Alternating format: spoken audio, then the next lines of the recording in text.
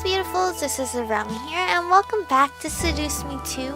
We're here in the middle of a lovemaking session to give James energy so he can fight off the angels to break the stone. I felt a hint of confusion run along my mind before suddenly feeling James pull up my shirt and ease it up, causing me to lift my arms above my head. What I didn't expect was him tying the shirt around my waist and pressing my hands back near the bedpost. Wait, what? A deep chuckle echoed from James' chest as he brushed a hand through my hair, making me gaze up into his eyes.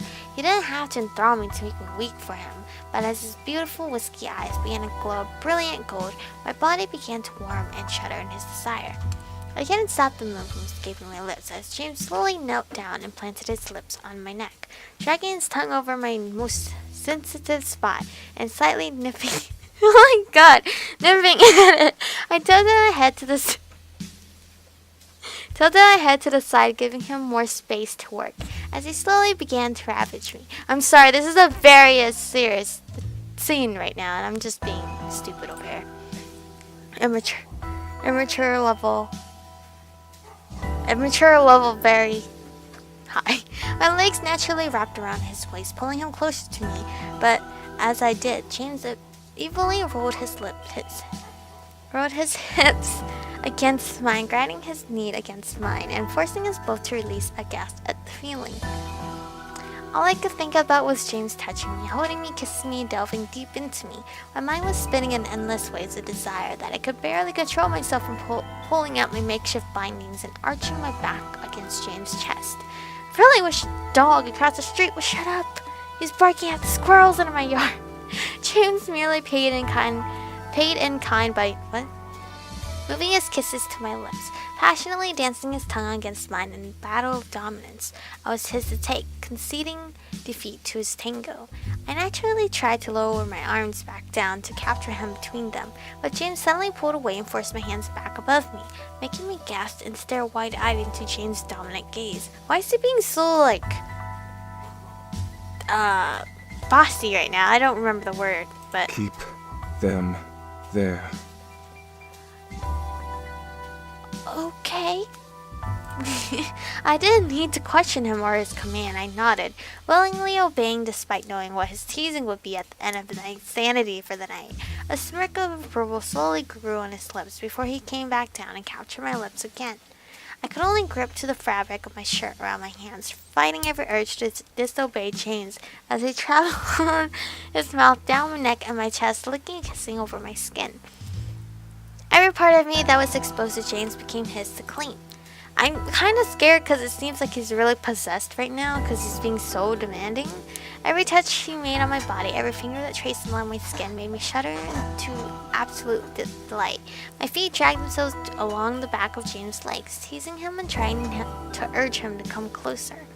As he did, took his sweet time undoing my pants. We have pants? I thought we were wearing a dress or something. No, wait, I remember now. And sliding them off of me before removing his own, leaving us bare for each other. James barely hovered his lips over mine, staring deep into my eyes as our passionate night began to take off. Our carnal desire for each other took over, unrelenting, as we moaned through the night together in a loving and passionate crescendo. I let everything go, tearing through the shirt and eventually dragging my nails along his back.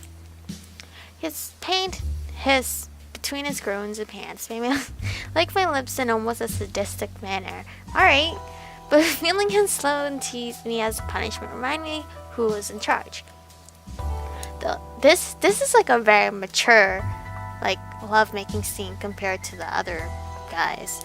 Then again, we haven't met Eric yet, so the only sound to accompanying our loving pleas and moans for each other was the creaking of the bed and the echo of our voices. We didn't give a damn who heard us. Alright, the entire castle would know who we belonged to each other. Even as we peeked together, the fixation of our love only intensified, driving us to kiss each other and ride through the afterglow of our sex together. James managed to open his eyes, staring down at me in both exhaustion and love as he ran a hand through my hair. I could only stare back, lost in his whiskey-colored eyes. I am so unbelievably blessed to call you my own. Aww. Me too. Our Our love fueled each other like a raging fire. We were destined to be together. Fuck anyone who said anything otherwise. She's all of a sudden mad now. Alright. We went to bed that night in each other's arms, enveloped by the peaceful dark of slumber. To my surprise, no nightmares came that night. Cool. I woke up the morning by myself alone in bed. James was nowhere to be found, but I had to assume he was out for training. We were getting closer and closer to the day we were going to into battle with the Demon Lord, so it made sense for him to be on top of his training. However, I couldn't exactly stop the feeling of loneliness rushing through me. I at least wanted to see him off, but I had to understand this was a preparation for a war. The reward was me going home after all. I stretched and rubbed my neck, massaging out the tired soreness from sleep in my body. Day 5 in the demon world. Had it really been that long? I wanted to imagine it like a vacation, but the situation was the polar opposite. This was a week away from my normalcy, despite it being barely normal in the first place. Besides, I was marrying a demon. There was nothing normal about that. How much time has gone by in the human world? Were people worried about me by now? Questions plagued my mind for a brief moment before I let out a sigh of defeat. I guess I'll go figure it out when I get home, whenever that is. Don't worry, darling. You'll be home soon enough. Hi, Diana. I turned my head to see Diana standing by the door with a plate of warm pancakes. I would never figure out how Diana managed to make them, but staring at the plate made my mouth water. Something warm. Here. Diana walked over and handed me the plate and utensils to eat with. I didn't even ask to start eating. The first bite was heavenly, and the expression on my face apparently made Diana chuckle. I'm glad you enjoy it. I blushed and swallowed the bite full in my mouth before looking up at Diana. Thanks. You're welcome. Diana chuckled as I continued to eat happily. As the thought crossed my mind, I couldn't help but look up and observe Diana as I ate what she made for me. Diana was really doing a lot to help on top of having a war to deal with. I could tell that she had her reasons for doing so, but it seemed like there was a lot of work she had to do, and I felt a little sorry for her. Still, I was thankful that she was willing to help me leave this world for my own. Diana smiled a bit before looking away and sighing. What was on her mind? Dear, may I ask you something? Yeah. Huh? Sure. What was Diana curious about? Diana turned her head to me and stared with a blank expression. I was a little concerned as to why I received such a stare, but I mentally shook it off. Have you truly dealt with the angel problem? I haven't heard any word from them since last night, so I assume you have. But I need to be sure. I stared at her for a moment, taking in her question. I really wasn't sure how to answer because it wasn't clear if we managed to get away from the angels' sights or not. They didn't invade my dream last night, that was for sure. But could that even consider taking care of the problem? I took a breath before answering, going with my gut. I don't know. Yes. I don't know, or yes. Is this a very important choice? Because I don't know.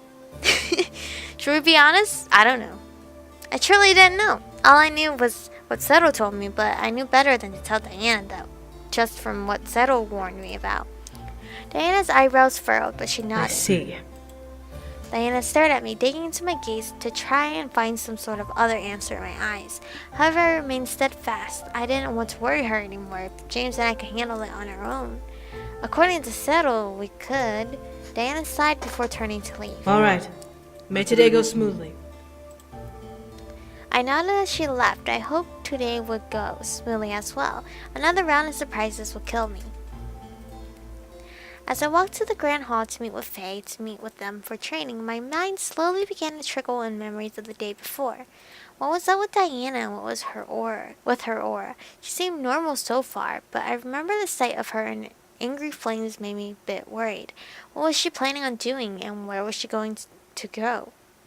I finally reached the Grand Hall, seeing Faye holding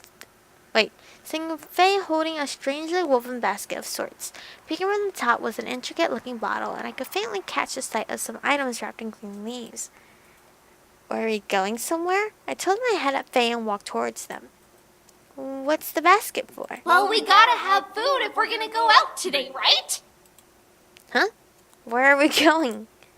I thought we had to train. However, the new look on Faye's face proved that today was not going to be about practicing anything. I want to take you somewhere outside the castle. We'll be in a safe place, I promise. Want to come? Warnings about leaving the castle entered my mind, reminding me of Diana's heavy suggestion of the day I had arrived in the demon world. Did I really want to leave the castle now? Wait. Why? If we leave, I think it's just like a little scene with Faye, right? We're not gonna be hurt, right? I don't want to turn her or him down because it's not saying if it's girl or boy. So should I listen to Diana? She said it's safe though. Thinking about it. Oh yay! I got an achievement. Okay. Thinking about it, the week has been pretty stressful. Maybe it was time for a break. A day wasn't going to hurt us, right? Right. I nodded with a smile, making Faye grin back at me before taking my hand and leading me out into the hall. They guided me through the castle to the front gate, then released my hand to fly high into the air. Come on! I stared up at the open sky before taking a breath and nodding. I jolted my hands towards the ground and up I went into the air. They cheered silently before flying out over the forest, causing me to follow suit. The journey forward continued for almost a half hour before we arrived at a large mountain cliffside. They landed on it and set down their basket before opening a large sheet and draping it over the side of the cliff. This was indeed a picnic. I had landed by the cloth before stepping over it and sitting down, letting my feet dangle over the edge. We were pretty high up and the sight was gorgeous, but I was pretty sure we were safe as long as we didn't do something stupid. They followed suit and sat near me, pulling up the basket of their goodies. Between our hips, they reached into and pulled out 2 small packages, both wrapped in large leaves and held together with twine. Here! Made it myself! Oh, what would happen if we say no? Because he, Faye, made it ourselves. They handed one to me and began to open theirs up, allowing me to look down and observe what I had been given. It was light like a sandwich, so I expected it to be such. Unwrapping it was easy enough with a simple tug. As the leaf opened, I stared at what was inside. It was a sandwich-sized block of what looked like bread peppered with little spots of green veggies and seeds of different kinds. I was intrigued just looking at it. What is this? Good! So cute. I stared for a bit before breaking off a piece of its taste. It broke off rather easily, revealing a soft and steamy warm center. It became even more interesting to me as I lifted the piece to my lips and took a bite. I expected it to taste somehow exotic or wild and crazy. I was completely incorrect. Bread. It tastes like bread. Fresh bread, but still bread. I chewed a bit and swallowed, accepting that my expectations were cruelly deceived before looking to Faye and seeing them practically chow down on their bread block. They seemed to enjoy it a lot. Was I missing something? I took another bite and tasted again. There was a bit more taste the second time as the taste of seeds popped out of my taste buds, but it wasn't anything truly marvelous. Maybe it was enough for a demon. They finished their bread before grinning at me, crumbs decorating their lips and cheeks before they licked it all away with their tongue. I took another bite of my bread before looking out to the forest before us.